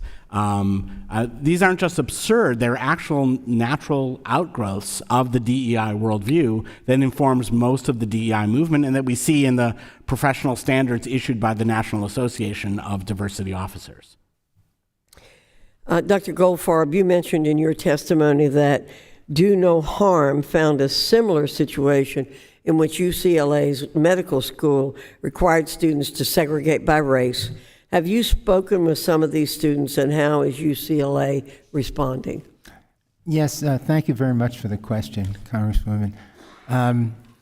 Yeah, that went on at UCLA, putting students into different groups. There were white students and somewhat brown students and black students. Each group was different. And it's unclear whether it's still going on, but I've spoken recently to faculty members there who say there's absolutely no regret on the part of the institution about doing that, and feeling like the fact that this occurred and the views that we had about it were represented, quote, misinformation. So it's still, and it's been advocated in the pages of the New England Journal of Medicine to occur throughout medical education as a way of giving people the chance to have that kind of discussion that we just saw on the screen go on and create divisiveness amongst the various groups. Thank you. Mr. Chairman, this material, again, was brought to us from Davidson's for Freedom of Thought and Discourse, and a former member of this body and former governor of North Carolina, James G. Martin, has written an editorial about this, and I would like to submit that editorial for the record. Without objection. Thank you, Mr. Chairman. I yield back. Thank you. I'd like to now recognize my friend from California, Mr. Cowley. Thank you, Mr. Chair. It's been a few months now since this committee held a hearing with several university presidents that shocked the conscience of the country and opened many people's eyes to just how warped much of higher education in this country has become. And for me, one of the most jarring moments of that hearing was when President Claudine Gay of Harvard, now rightfully former president, refused to answer time and time again whether she could assure the parents of a Jewish student or a prospective Jewish student that their child would feel safe and welcome on her campus. She refused repeatedly to even answer the question, which just demonstrated very clearly that she did not understand the gravity of what was occurring on that campus. Now, here today, we've had folks on both sides of the dais, talk about how DEI bureaucracies have been indifferent and failed to adequately respond to the crisis of anti-Semitism on campus. But really, the issue goes deeper than that. It's that these very bureaucracies in many ways, are at the root of the problem. And so, Dr. Green, you have some actual evidence demonstrating that, where you've used social media to document how they are, in fact, in many ways, the source of the problem. Could you just give us those statistics again? Sure. So we analyzed the Twitter feeds of 741 DEI staff. These were the DEI staff that we identified in our study of the 65 universities in the Power 5 athletic conferences. And what we found was that the DEI staff were obsessed with the state of Israel. 96% were critical of the state of Israel, while by comparison, they spoke about China 1/3 as often, even though China's a much bigger country. This was during the pandemic when China was in the news, but they weren't that interested in China, and they were 62% favorable towards China. And so it crosses the line into anti-Semitism because of the double standard and the obsessive criticism, and because of the vitriolic language that we found. So one could be critical of the state of Israel without crossing that line, but it's very clear they did, and did repeatedly, and this was endemic in DEI staff. So the very people that are hired to promote diversity, equity, and inclusion, to make students feel safe and welcome, are in fact using their social media accounts to promote anti-Semitism. It's really goes to show you that these have become Orwellian institutions in the truest sense of that term. And when you think about what it tells us about the broader culture of our universities, I mean, our universities are supposed to be promoting progress, not in a partisan sense, but to be at the leading edge of new ideas. And here they are investing in these bureaucracies, tens of millions of dollars, that are leading a 21st century American resurgence of one of the world's oldest and most retrograde prejudices, which was at the root of the greatest crime in the history of the world. And I think we have to ask ourselves, how has this been allowed to happen? And it's happening alongside many other things happening at universities where they're rejecting the very premise of the Enlightenment. They're saying we shouldn't have free speech anymore. We shouldn't allow the free exchange of ideas. We shouldn't have academic freedom. We should reject the very idea of merit. And so my question for you, Dr. Green, or for anyone, is how did this happen? How did our universities get to this point? And it's not just limited to universities, because for better or worse, university culture tends to, incubate changes in broader society. And so we've seen a lot of things that started at universities have now become problems more broadly in American life. How did we get to this point, and how do we go about fixing it to get universities back to their core purpose? So thanks for the question. I'll answer quickly because I want to leave time for others who, this is kind of a warmed over Marxism that made its way into our institutions. That's basically what it is. Good thinking liberals and institutions opened the door to these Marxists who came in and then closed the door behind them, and now they're purging out the liberals. We have to dismantle DEI. We have to starve universities of funds that fuel this nonsense. Those would be the first things I'd recommend. But I think Dr. Smith and Dr. Goldfarb would have useful things to add as well. First of all, we need to audit these DEI programs, and not just the offices, but faculty as well, who are abiding by this ideology. We need people to see what's going on. And if people deny being audited, that should be a sign that there's something they're hiding. My time is up. Thank you. Thank you. I yield back. Okay. Thank you. I'd like to now recognize my friend from Virginia, Ms. Scott. Thank you, Mr. Chairman. Dr. Murphy, you've alluded to the fact that a substantial portion of your education at a four-year college experience occurs outside of the classroom. Can you remind us what life lessons are learned in a diverse campus and the value of a diverse education on a diverse campus that cannot be learned on a non-diverse campus? Yeah, when I think all of us who went to a four-year college think back, we sometimes remember classes that we took, but more often we remember the people that we lived with, the meals that we had, the conversations. And all of that stuff is an incredibly important part of that experience. For many people in America, which is unfortunately still highly segregated, both by race and by income, a college campus will be the most diverse place they've ever experienced in their life. They will get to meet people from different income brackets, from different races, from different religions, and indeed, different ideologies, right?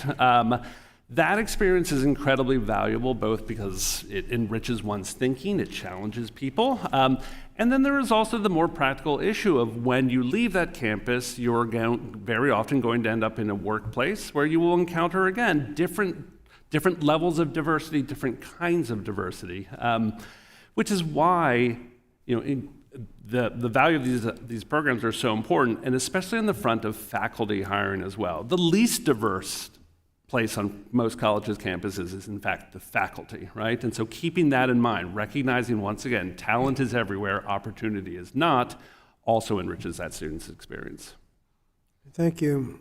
Dr. Green, you talked about merit. If you can show that standardized tests have a racially discriminatory impact, we know that legacy obviously discriminates in favor of college graduates. We're measuring achievement based on where after people have gone to different kinds of public schools. It's known now that the schools are as segregated now as they were in the late 1960s, and with segregated schools, opportunities are different. If you're subjected to that, why wouldn't you want to offset the discriminatory impact with affirmative action? So I think the Supreme Court, thank you for the question, I think the Supreme Court in its recent decision decided that universities could not consider race as a preference for admission. It didn't speak to other criteria that could be considered. If you can show a racially discriminatory pattern, racially discriminatory impact, if you can't just do it with affirmative action on one hand, why should you be able to use those factors on the other? Well, thanks for the follow-up. I think universities have to figure out the best ways that they can ascertain the qualifications of people for admission to their institutions, and I'm not here to testify about the best way that they're supposed to do that. I'm just here to testify that they shouldn't be discriminating on the basis of race, and they shouldn't be constructing bureaucracies that further discrimination on the basis of race. It seems to me people are a little blasé about racial discrimination on the one hand, but if you want to compensate for it, people get all upset. Dr. Goldfarb, you're aware that there's a disproportionate incidence of maternal deaths amongst black women. What can you do to address that without involving race? Thank you very much for that question. You know, the University of Pennsylvania, I've been very proud of one thing that they've done lately is to tackle this directly. The chairman of OBGYN there is a woman named Elizabeth Howell, who's made her career studying this issue of black mortality, maternal mortality. And what they've done is two things to prove my point that the whole issue is better access. Well, even controlling for access to health care, education, and everything else, there is still a disparity.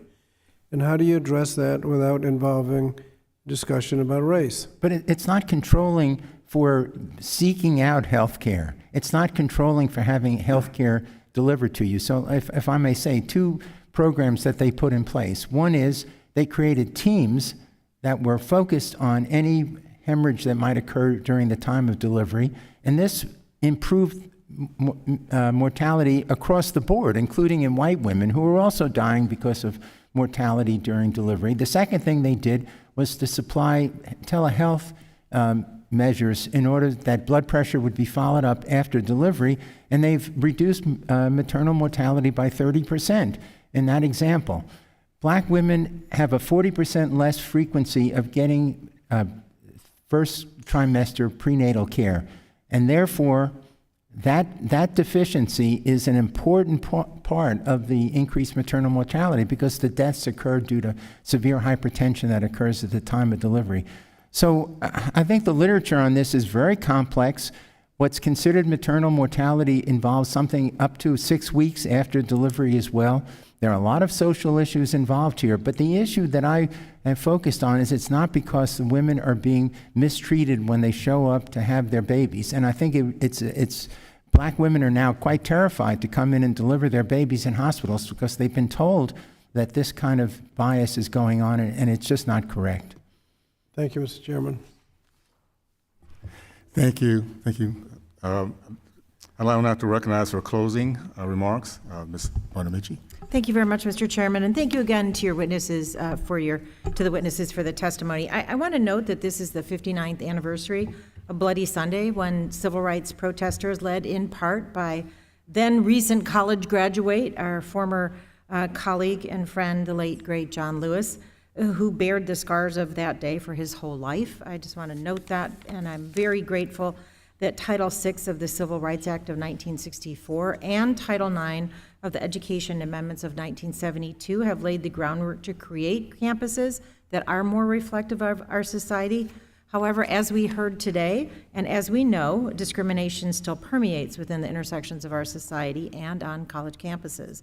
Students of various religious affiliations, socioeconomic statuses, sexual orientations, race, and even disability are subject to discriminating behavior.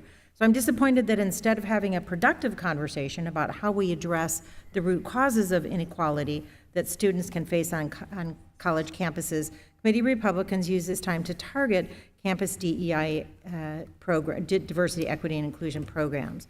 We should be working together to ensure that students are safe and feel safe and welcome when they're on campuses. And unfortunately, this hearing has not advanced that goal.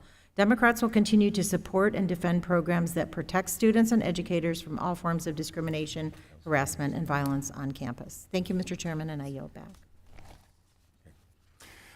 Thank you again. I'd just like to, first of all, enter into record, without objection, enter the record of letter to support BNI, and an article by Danielle Allen entitled "How to Regain Mutual Respect on College Campuses." Thank you so much. As I kind of wrap up my thoughts here, earlier there was a comment about admissions and the low admissions since the 1990s of black students into college. Let me give you a novel suggestion. Let's start teaching our kids earlier how to read, write, and add. That might be a good start. That way that they don't have to worry about affirmative action, they can get there through meritocracy. Second thing is, how about we start thinking that blacks cannot compete intellectually with everybody else? It's called meritocracy, which I grew up with, very proud to say I grew up with, and we win when we put the work and effort in. And the last thing is that we just need to make sure we are now looking at the potential of all our kids, regardless of their color, race, and creed. I think one of the smartest strategies that the Marxist ideology did, and I appreciate your comment, I think it was spot on. It's an ideology that used really good people, good liberals with good intentions. They hide behind these good folks and do damaging bad things. And then we point them out, they say, no, you're talking about good liberals. No, we're talking about Marxists. Okay? I don't want to make that point. But they're really good at understanding how to control the language. Diversity, equity, and inclusion, you would think is a really good thing, unless you think about diversity that excludes Jews, black conservatives, and white, straight male Christians. They are not included into this little bubble that the Marxists put together. They've taken a good word of equality and changed it to equity. Equality says, I just want the opportunity. Give me a chance. I'll run harder, I'll work hard, I will prove myself to gain your respect. Equity is, no, you come with the right color, you come with the right ideology, and you got the job. And inclusion. Well, let's look at our colleges. Harvard University now has a black graduation class, a Hispanic graduation class, and a gay Hispanic class. Go to MIT, you have a black-only dorm. Guess who's not going to be invited in that dorm? Jews, whites, and black conservatives. This is the most divisive concept that we've ever seen, and it is truly a cancer. This is something that destroys everything that builds our foundation of a country, of life, living in pursuit of happiness, and looking at each other from inside out, not outside in. I want to thank my great state of Utah. I tell you, I'm just so proud of the legislators we have there. We're very innovative. We collaborate very well. We believe in fairness. And just recently, we have a couple of my good friends, Kate Hall and Keith Grover, who introduced legislation to ban DEI from our educational systems. It now prohibits discrimination, period. It protects Title VI of the Civil Rights Act. It eliminates diversity statements. It creates success centers for all of our students, not just of a particular color. I'm going to kind of wrap up with this one statement. I read this, Dr. Smith, and I just have to respond, I think, and kind of finish up with this one. It's regarding the way that our black students and youth are being addressed. I've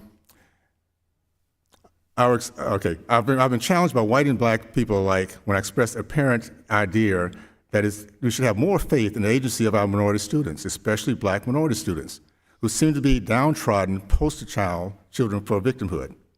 This lack of confidence in these children is called empathy. This lack of optimism in succeeding in life is called empowerment.